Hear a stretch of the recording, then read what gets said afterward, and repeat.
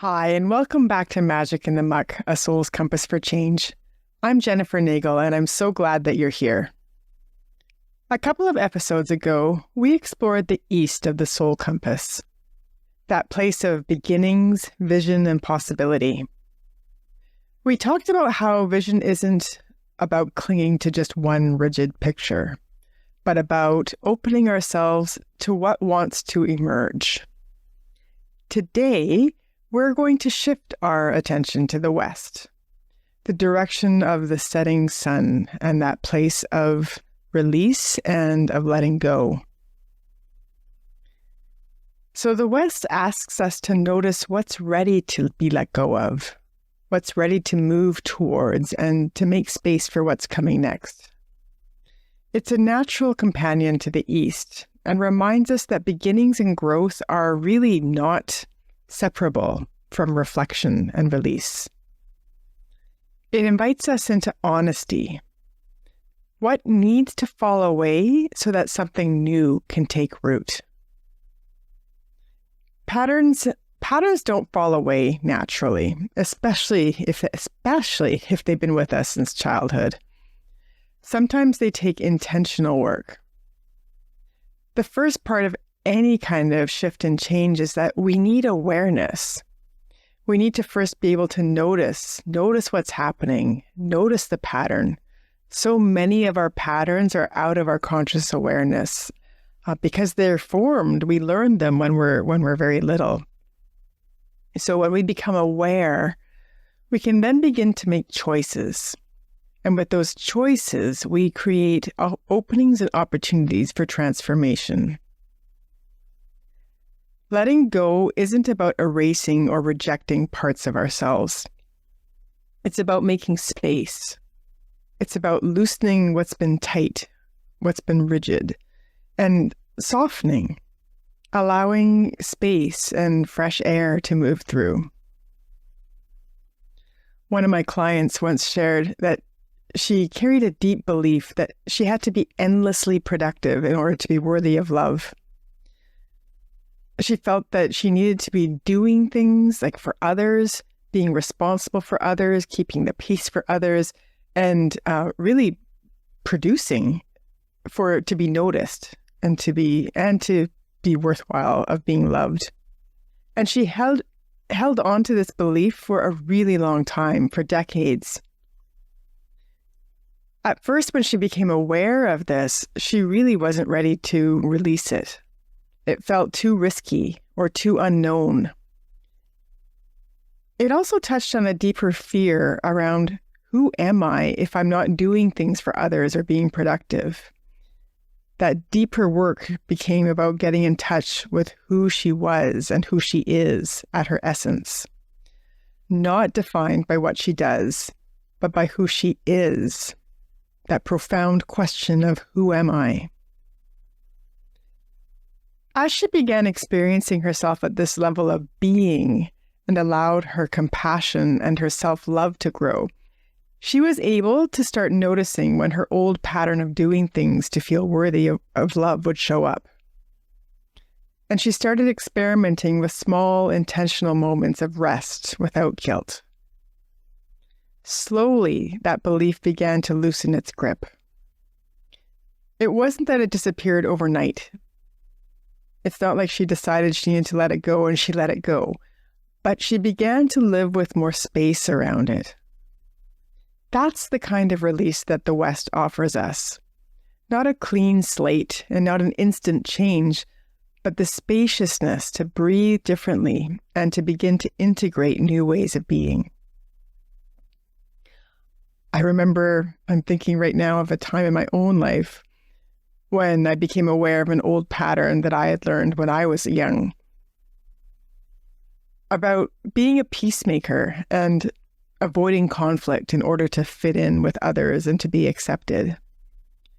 This role served a function of keeping me in connection with others, but there was also a cost to it in that I would often keep quiet, or I would placate others to meet their needs while ignoring my own. I realized I was still carrying this old role that I had learned, And while it had helped me as a child and as an adult as well, it kept me from speaking my truth. And for a long time, I wasn't even aware of it.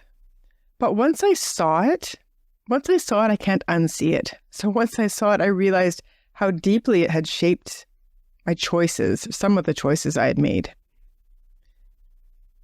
Of course, letting go of that pattern wasn't instant. And it still occasionally does come up when I'm feeling exceptionally stressed and not centered in my being.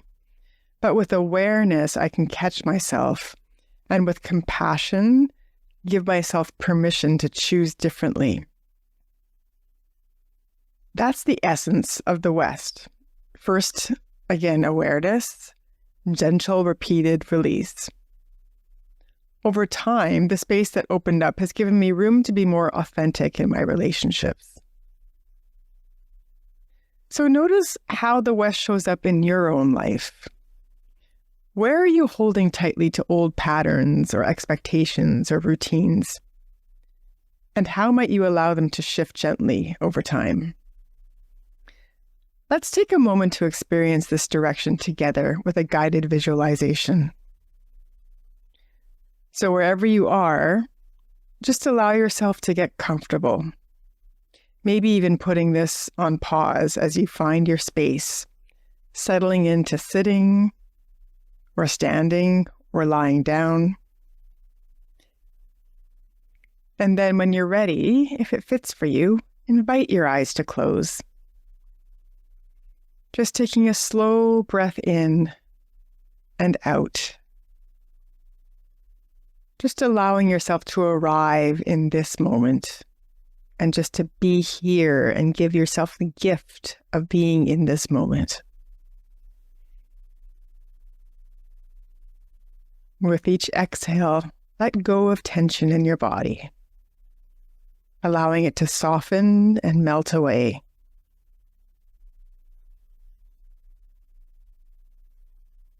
Just breathing in whatever you need to support yourself in this moment.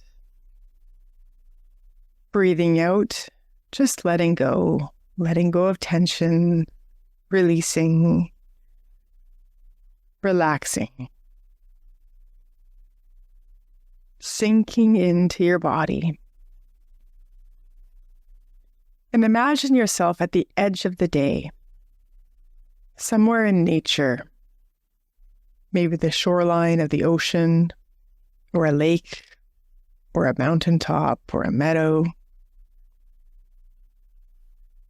Wherever you are, just see the sun is lowering. The sun is setting, painting the sky in beautiful shades of amber and rose. You're standing in the west, watching the light soften and the air shift.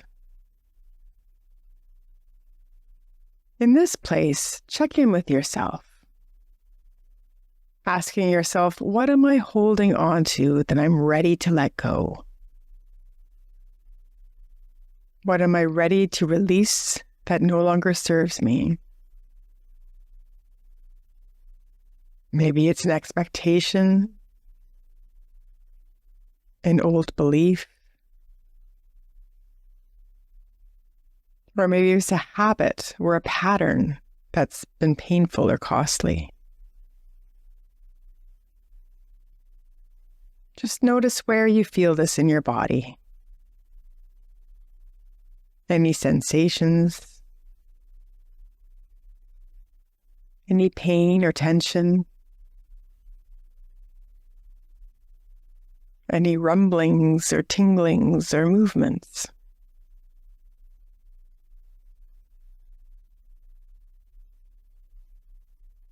Maybe it even has a color or a shape.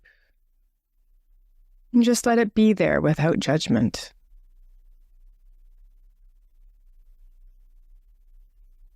And now imagine that this sensation, this energy, begins to gently gather itself.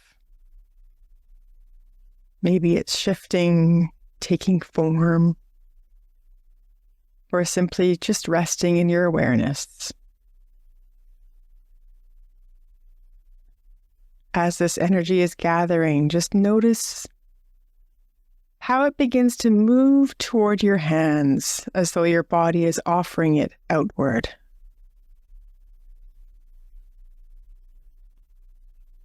Just letting whatever it is come out into your hands.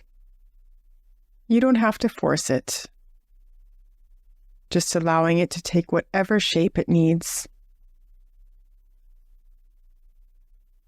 And when it feels ready, just see yourself holding it softly in your hands. This symbol of what no longer serves you.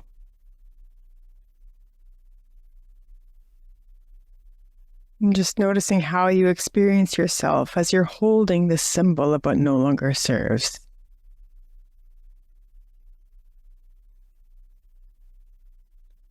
From here, just breathing. Maybe even sending some gratitude for the role that this has played on your journey.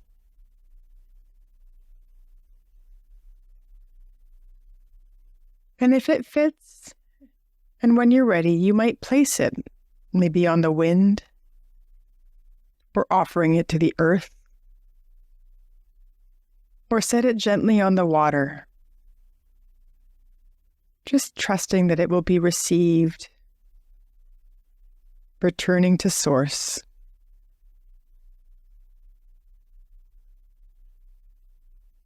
And just notice the spaciousness that opens as you do so. Allow your breath to stay steady, calm, natural. Nothing needs to be rushed or hurried. Just an easeful letting go, releasing. And in that release, notice what shifts inside you. Maybe a softening, maybe a sense of space, or maybe simply a quieter presence.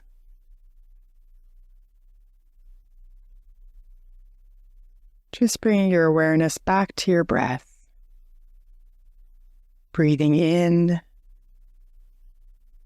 breathing out.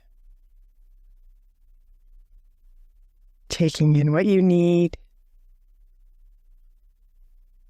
Letting go of what you no longer need. And slowly returning. Wiggling your toes, wiggling your fingers. Gently opening your eyes.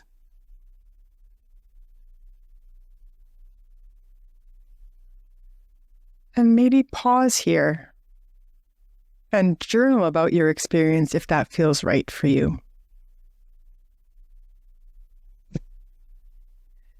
So as you move through this week, I want to invite you to reflect on what am I ready to release so that something new can emerge. Sometimes it's small, it might be something small, or sometimes it's big. What matters most is the willingness to notice and to trust the cycle of letting go. The West reminds us that letting go is a practice. It's not about doing it all at once. It's about gentle, intentional release. Softening, noticing, trusting the process, and making room for what's next. So this week, you might try one small act of soft release each day. It could be something physical, emotional, or even just noticing an expectation that you're holding lightly. And notice what shifts when you create that space, and notice the wisdom that comes forward. And remember that even here, even now, there is magic in the muck. Thank you. Until next time. Thank you for being here with me on Magic in the Muck. If today stirred something in you and you're ready to walk this path more deeply, I invite you to join the Soul Compass Circle, a journey of reflection, connection, and soul-aligned living. You don't have to do this alone. Just visit the link in the show notes to step into the circle. I look forward to meeting you there.